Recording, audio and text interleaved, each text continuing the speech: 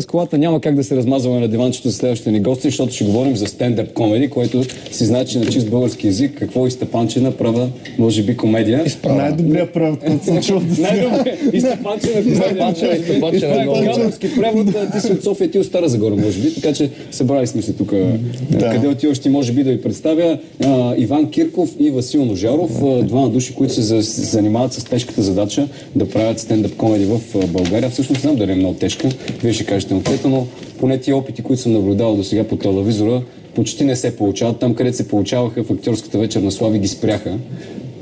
Вашите неща как се получават? Нашите се получават супер. Значи, елате, гледайте.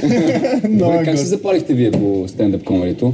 Много гледаме. Много гледахме чуждестраните, защото американците са много добри и британците те. Обаче ние ще станем още по-добри. Ще бъдем най-добри. Добре, може ли този занят да се научи по някакъв начин, като всеки друг? И вие къде се упражнявате? Според мен е даденост. Не може да го научиш или го имаш или не.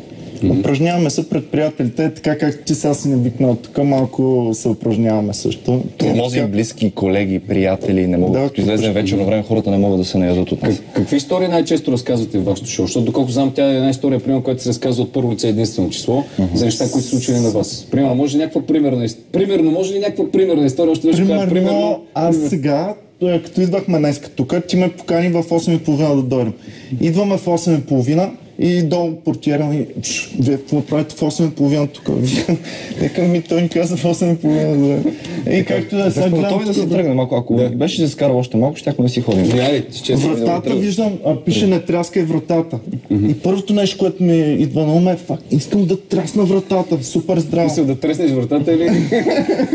За 10 бала нещо помисля си да не тряска вратата. Шегувам, аз съм добър, трябва да ме събите според мен. Добре, с какво се занимавате по принцип вие, когато не разсмивате хората по баровете, защото знам, че най-често стендъп комедито, всъщност това оттам е и тръгнало, нали, от барове и такива нощни клубове. Какво се занимавате? Или с това се издържате? За сега не надявам се това да стане професия, но ще видим. Ще покажа, иначе работя в голяма IT компания. Няма да казвам ето на става реклама. Да, не, и ти ли си в голяма IT компания? Не, аз съм малко пенсионер последните няколко години, защото това от възрастта. Играх едни онлайн игри, при които се скарват добри пари. Така ли? И успя се, не трябва да ни кажеш какъв е този сайт. Сега да направим реклама, тук после ще кажем. Успя да се пенсионираш преждевременно, така ли? Да. Това е мечта за всеки българин.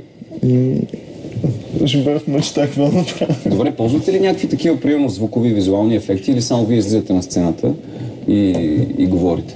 Не, съвсем чисто е. Един микрофон и ти, и сцената. Това е. Да. Старам се да се придържаме към класически американски стендъп. Аз си събличам сакото.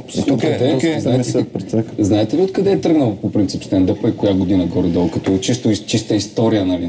Той беше в едно шоу и му казаха, тогава разбрахме, че Марк Твен е правил нещо като стендъп комеди едно време по те големите клубове за богачи. Значи още тогава 19 век някъде. Да.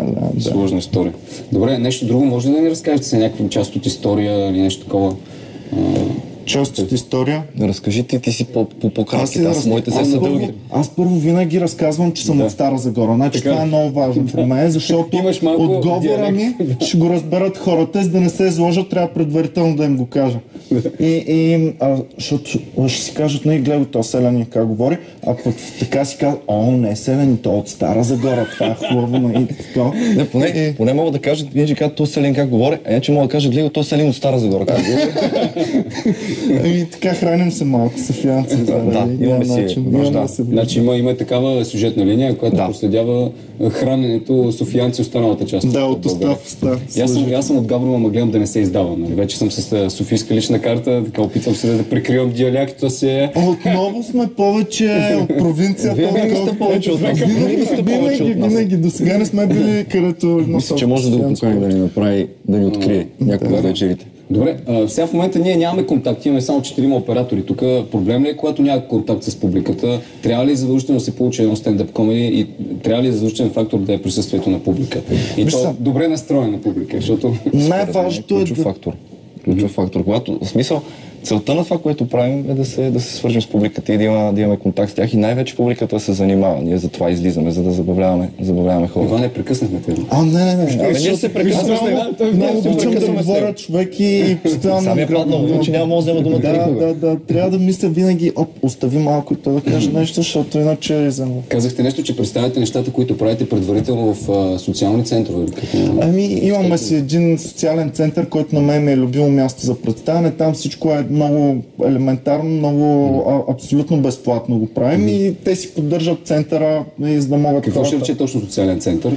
Социален център е място, където отиваш за да правиш, за да можеш да ползваш безплатно разни услуги. Аз, примерно, там също така започвам и уроци по английски безплатни за... Ти да преподаваш уроци. Ама с старозагорски диалект. С английски и старозагорски. Много е як. Това е, може би, най-якия английски. Я кажи нещо на английски старозагорски. Where are you going, my friend?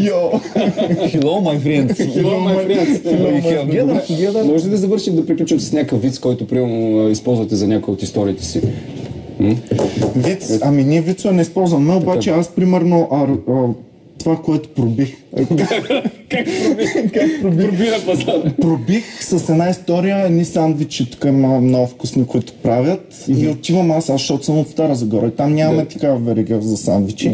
Влизам аз и то пича ми казва ми: добър ден, бял или черен и колко сантиметра ще искам. И аз шашнах супер много. И това беше нещо, което трябваше да разкажа. Бял или черен и колко сантиметра. Добре, това е един прекрасен завършек на нашия разговор, момчета. Късмет по-нататък, доколкото знам, в повечето физики клубове могат да се кандидатстват хората. Иван и Васил, стендъп комеди. Да, Кирков и Ножаров. Съчива и двамата. Да. Съчива.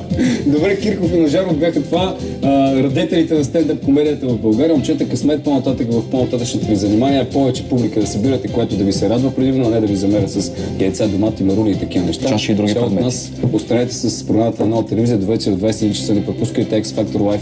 Там ще бъде и Надито, както разбрахте, и ще се пеят само български песни. Чао!